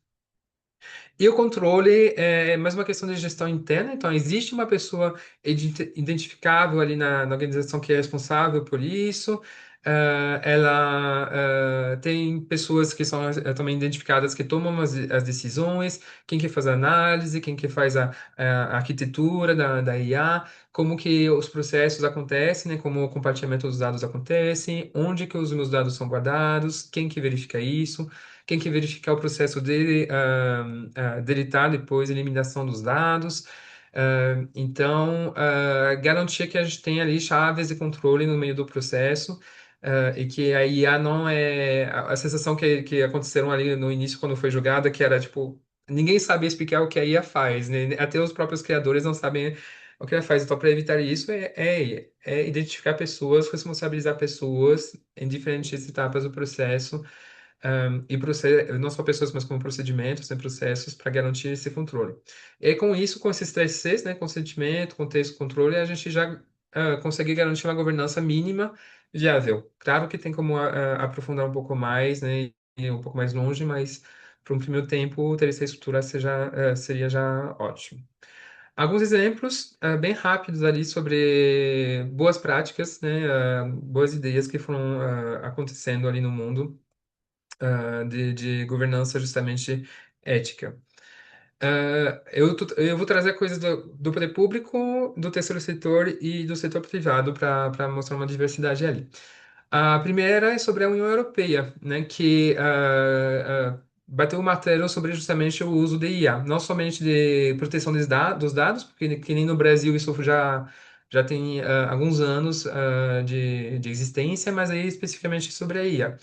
E aí que olha justamente esses temas que afetam direitos que possuem um alto risco, ou seja, que podem influenciar realmente a qualidade de vida das pessoas ou a sua sobrevivência em alguns casos, e que daí pede auditoria nesses casos, tem uma avaliação de impacto antes do lançamento desses sistemas. Então, verificar que os sistemas que forem de IA que forem lançados não vão causar mais danos do que se não existissem, né? Que eles vão, ao contrário, apresentar justamente essas regras de segurança, de logaritmo, de vieses, para garantir um impacto, que acho que quando a gente fala aqui de avaliação de impacto é o impacto mais negativo, né? Então aqui a gente vai reduzir o máximo possível esse impacto negativo na vida das pessoas.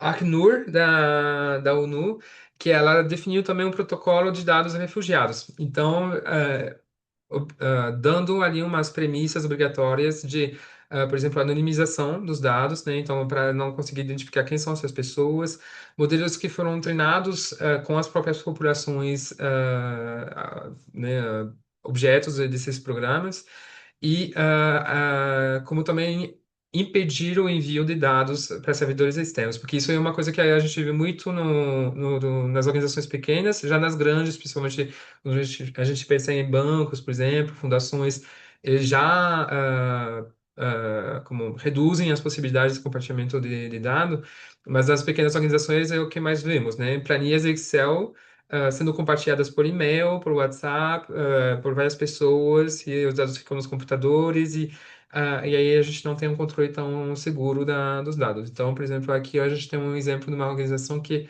define um protocolo para dizer, ó, os dados eles vão ser compartilhados só dessa forma, ou vou te dar acesso através de uma API, de uma inteligência artificial, por exemplo, a uma janela, uma amostra dos meus dados, para você tratar no seu computador, mas você não vai ter nada salvo no seu servidor. Tudo vai ficar no meu. E em termos de negócios sociais, bom, não é bem um negócio, uma fundação, né? Enfim, é um pouco diferente, mas a Fundação Lehman ali que definiu também a auditoria de equidade em soluções de educação, né?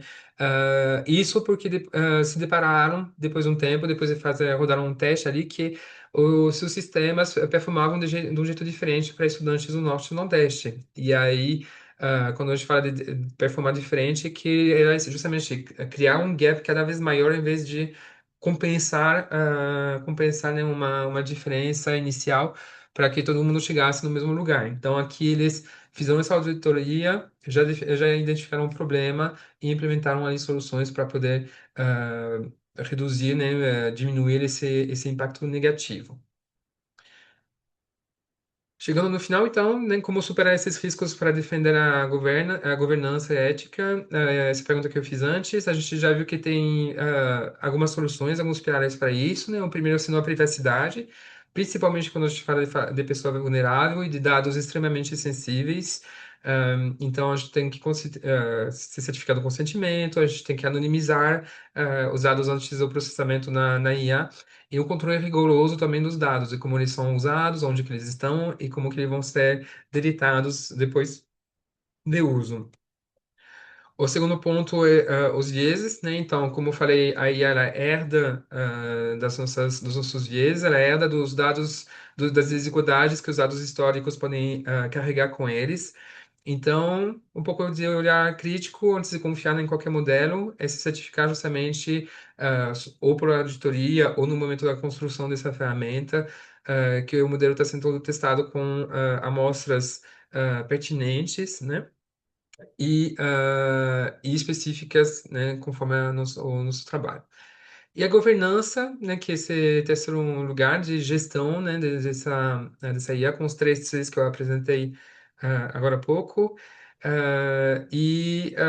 Enfim, uma estruturação, né, interna de como que tudo isso vai acontecendo, quem que é responsável pelo quê, quando.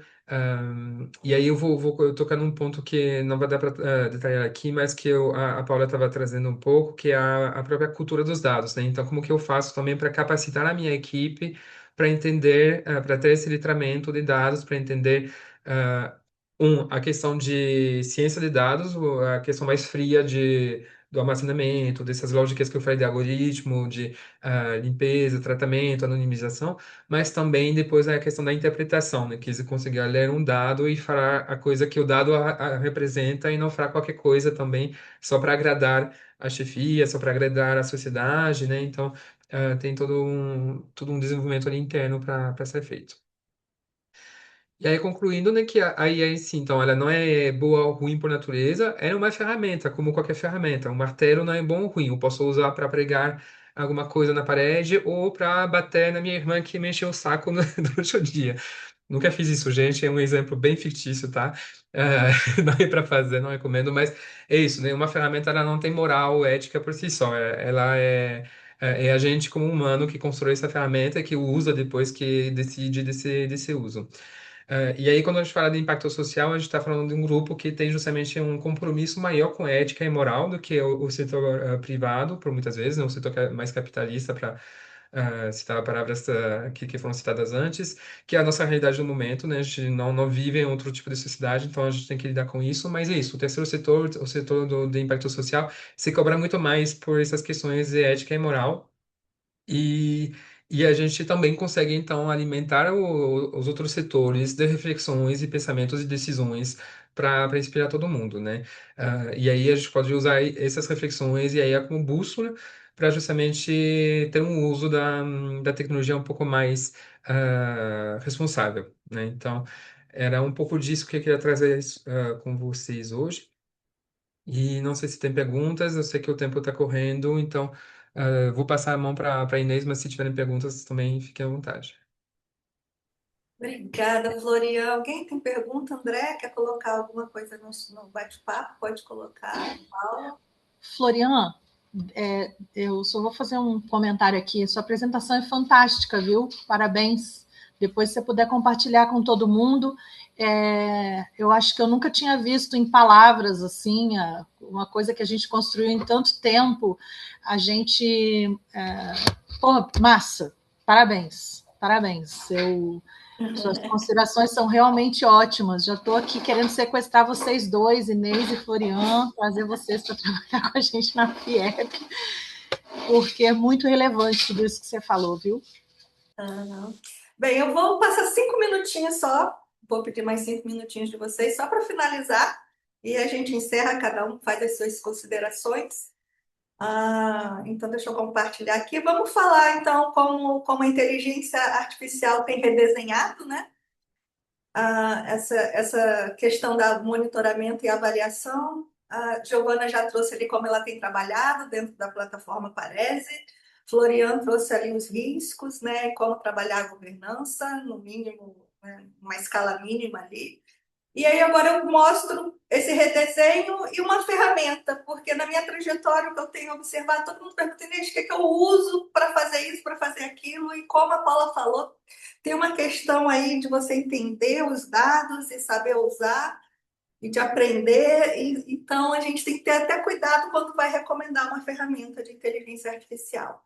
Bem, hoje a inteligência artificial ela está acelerando o manual, então aquelas tarefas repetitivas a gente já consegue automatizar em grande escala, né, com a inteligência artificial, ampliando a capacidade analítica. Acho que foi o Cass que falou, todo mundo bota uma planilha lá dentro da IA e ela já traz ali os resultados, né? Gente que nem conseguia, às vezes, entender os dados ali dentro da planilha. Hoje ela já perdeu um pouco desse medo quando ela coloca dentro da inteligência artificial. Tem ajudado as organizações a criar histórias de impacto também, né? Criando os textos, ajudando nessa narrativa, interpretando, inclusive, entrevistas, né? Textos de entrevistas ou áudios. Ajudado a fortalecer a governança, Então, esse redesenho também está dentro da governança, nas decisões das organizações. Uma avaliação mais inclusiva, porque hoje você grava um áudio, coloca dentro de né, uma pessoa que com alguma deficiência visual ou até mesmo de escrita. Você consegue gravar uma entrevista e coloca a inteligência artificial para traduzir, para fazer a tradução também, né, dentro de um contexto de, de línguas. Então, ela ajuda muito e exige ética e responsabilidade numa aplicação, como o Florian falou. Qual a inteligência artificial hoje que eu tenho recomendado para as organizações que estão começando nesse processo? É o notebook LM. Ele é dentro ali da ferramenta, do workspace do Google. As pessoas estão muito acostumadas com a interface, né, do Google, e o notebook ele tem uma interface que fica fácil de você acessar e interagir. Eu trouxe um exemplo aqui de um projeto que foi para fazer o Atlas da Violência, né, no contexto da violência doméstica. Então, para planejar o projeto, por exemplo, eu pergunto ao Google, vou compartilhar vou compartilhar aqui a ferramenta em si. Deixa eu ver se eu consigo achar ela aqui. Tá. Aqui. Deixa eu abrir ela.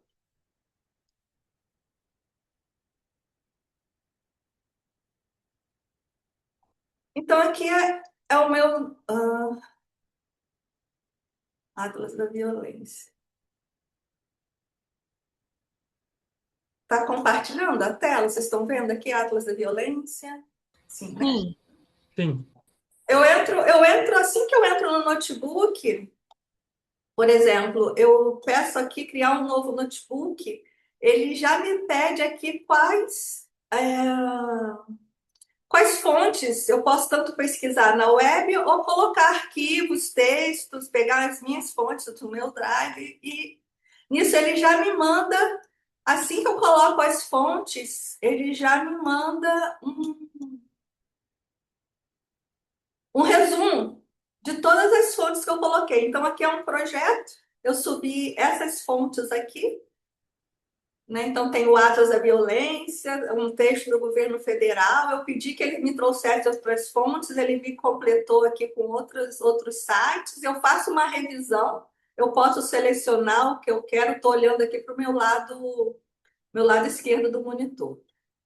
E aí, com isso, ele já me traz um resumo. Isso ajuda muito se você vai para contextualizar um projeto, para planejar, né, um projeto de impacto social, e ajuda você a ter aqueles primeiros insights, primeiros dados, aquilo que você precisa saber antes de iniciar, que público olhar, saber como está, né, a fase, saber em que fase está esse contexto no Brasil ou em outro território. O notebook, ele tem aqui um conjunto, olhando agora para o lado direito aqui do monitor, ele tem um conjunto de funcionalidades que te ajuda a tirar ali as primeiras informações. Então, ele pode transformar esse texto num áudio, num resumo de vídeo, numa apresentação de slides, num mapa mental, infográfico, cartões, fazer um testezinho com você, ele faz um quiz, e também traz isso tudo numa tabela de dados. Aqui eu gerei 2 exemplos de uma apresentação e de um infográfico sobre esse texto. Olhando aqui, então, olha, ele já monta aqui, se eu quero planejar um projeto, ele já traz aqui toda uma apresentação com os dados, e aqui entra muito o olhar humano para você verificar se esse dado já tá certinho, né, com o que diz ali, as informações. Então, ele já mostra uma estrutura visual, inclusive, que te ajuda nessa narrativa e traz alguns insights já para você montar aí um contexto, né, de dados demonstrar que são mais importantes para o seu contexto. E a mesma coisa no infográfico aqui, ele ajuda você a criar ali uma estrutura visual, se você quer fazer uma apresentação consolidada ali dos seus dados. Isso, o notebook ele serve tanto para esse contexto de planejamento, como também para análise de dados. Aqui eu tenho duas planilhas dentro do mesmo projeto. Aqui, inclusive, são dados de criminalidade no Recife, e ele já ajuda você mostrando aqui ó, alguns dados ah, não, peraí, aqui é um resumo, né? Isso. Ele já traz aqui o primeiro resumo, depois eu coloquei um prompt pedindo que ele identificasse alguns campos ali dentro daqueles dados, e quando eu peço para ele gerar um relatório, ele já traz aqui dados de homicídios, de feminicídios. Então, isso também te ajuda, ele também ajuda na análise de dados. Então, para quem está começando, essa é a primeira ferramenta que eu indico. Com isso, eu queria deixar também mais dois exemplos aqui. Deixa eu só voltar aqui na minha apresentação.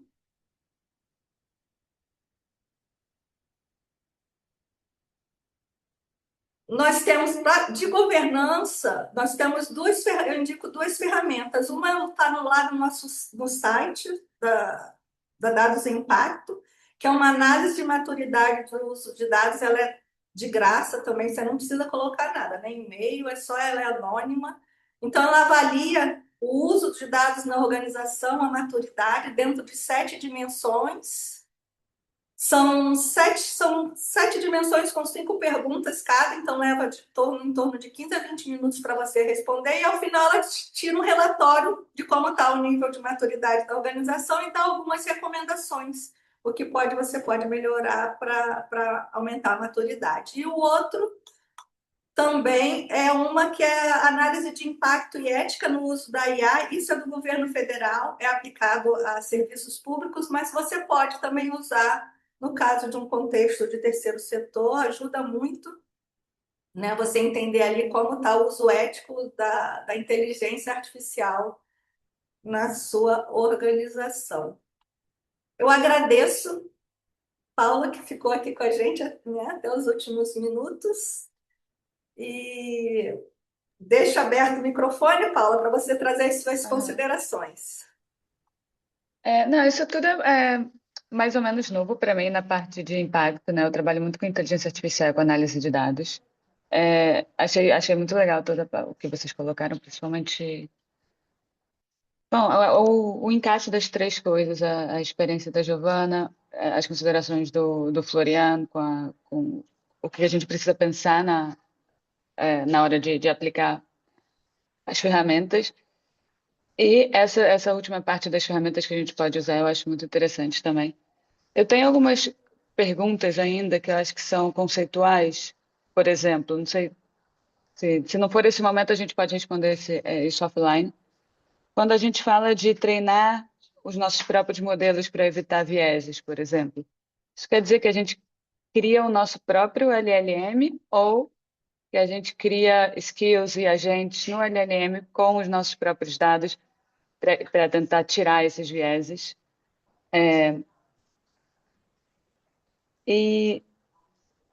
Bom, enfim, eu acho que está muito. Hoje em dia tem muita gente usando IA, nem sempre da forma mais adequada, mas eu acho que é um momento de transição mesmo. Acho que a gente está explodindo o uso para depois conseguir focar e ver exatamente como usar cada ferramenta, quem pode usar, quem deve usar e como usar, né? Então, acho que é um momento de transição que assusta um pouco, mas não deve fazer a gente bloquear o avanço, né? Só dá uma assustada, a gente vai se segurando, mas acho que daqui a uns meses, porque essas coisas mudam muito rápido, as ideias vão estar mais assentadas e acho que nas organizações vão saber melhor como usar e no que confiar. Sim. Eu posso começar respondendo assim, eu tenho usado mais os skills. Então, eu crio lá, por exemplo, se for no Gemini, eu crio meu Gem. Eu estou usando bastante o Copilot, então eu crio lá uma pastinha de projetos e lá dentro eu consolido e vou refinando aquela questão. Mas a Giovana criou a própria ferramenta, criou a própria IA. Eu quero partir de um ponto que eu quero chegar no nível que eu consiga moldar a minha LLM. Mas isso também tem uma certa maturidade, né, na aplicação.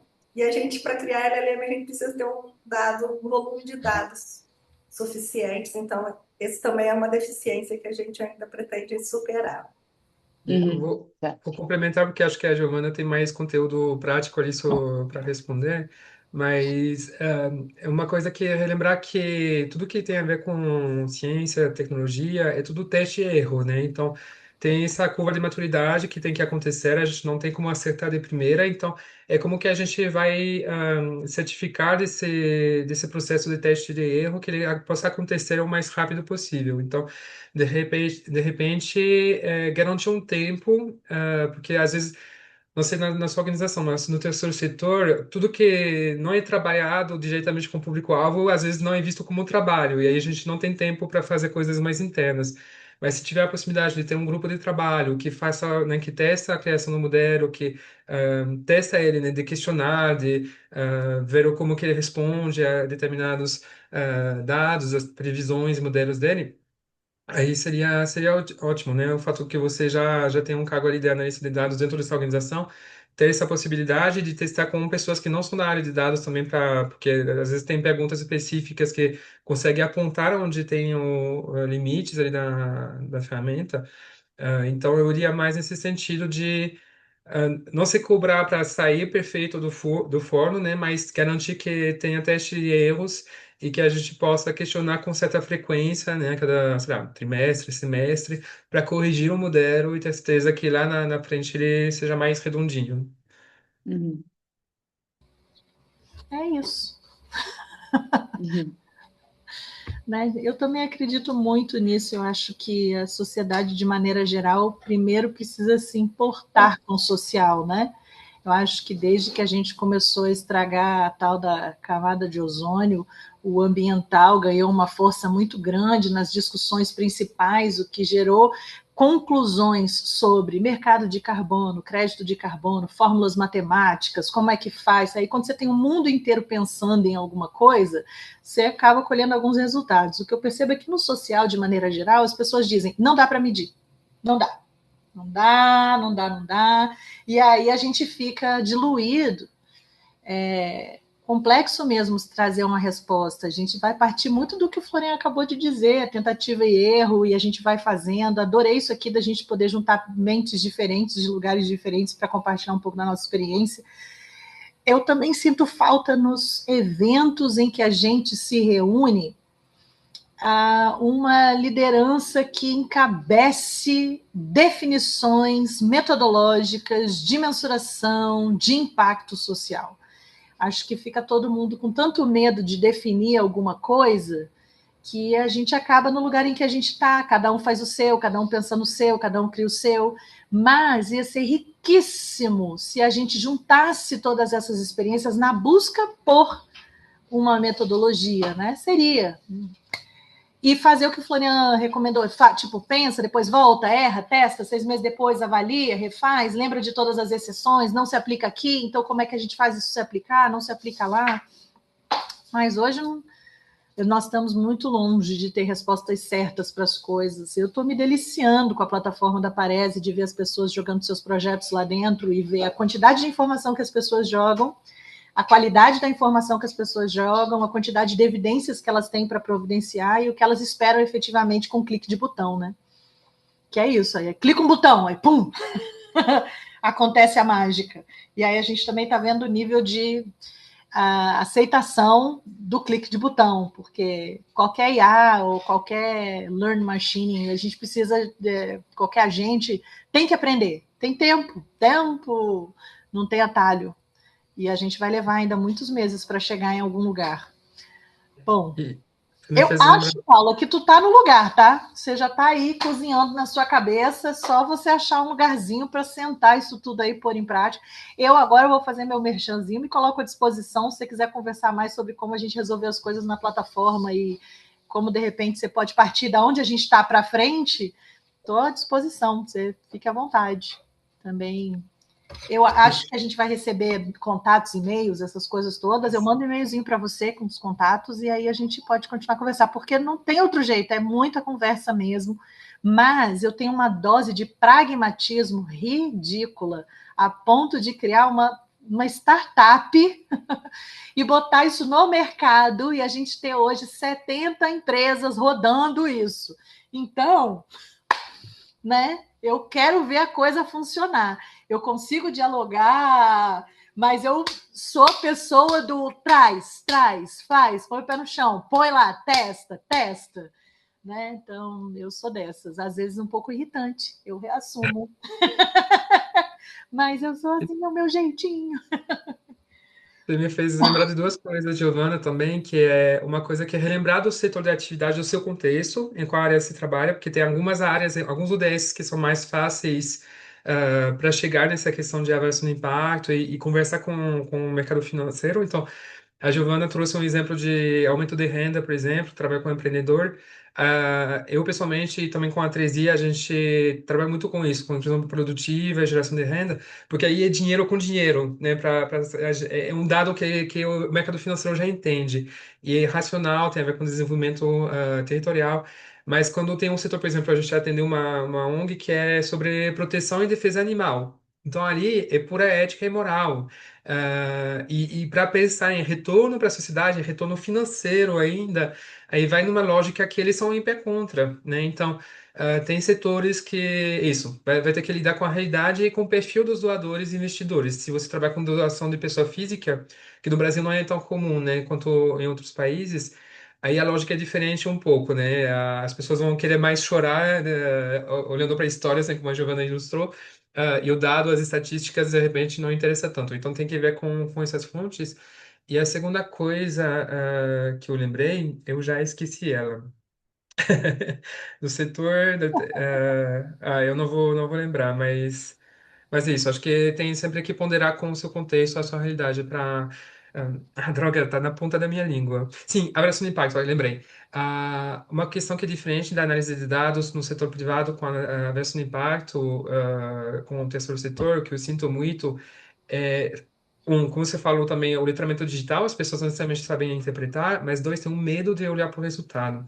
Porque eu me dedico a vida inteira, falei que eu mudo a vida das pessoas, e aí estão falando que eu posso olhar para isso e medir isso de fato, e se não aparecer impacto, como que eu faço?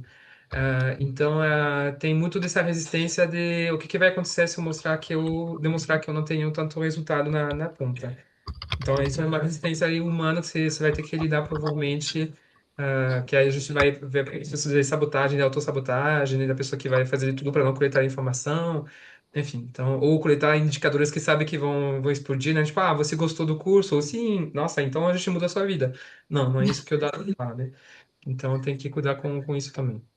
Floriano, eu estou achando muito injusto isso aqui não ser 6:30 da tarde num lugar para a gente tomar um vinho e ficar só falando dessas coisas. A Muito injusto. gente, fazendo A uma gente propaganda nossa, merece isso. a gente vai ter uma palestra hoje à tarde, né? E tem outra amanhã de tarde também, sobre avaliação de impacto. A gente vai falar mais dessas coisas. É, Mas é muito interessante, vamos... Giovana, com o assunto Vai mesmo. ficar gravado, Giovana, tá gravado, a gente vai disponibilizá-la na Na ferramenta da plataforma. local, lá na plataforma deles, então outras pessoas terão a oportunidade também de acessar e ver. Paula, agradeço sua contribuição, sua participação. Obrigada, Desejo ter gente. contribuído com o seu trabalho também. Vamos manter contato. Estou aqui anotado e a gente entra em contato contigo para a gente continuar essa conversa. Muito Tá bom. bom. Muito bom. Obrigada, Obrigada. pessoal. Bom dia para Paula, você. obrigado, Giovana, Beijos para como sempre. vocês. Adorei isso. Beijos. Beijo. Até. Valeu, Gil!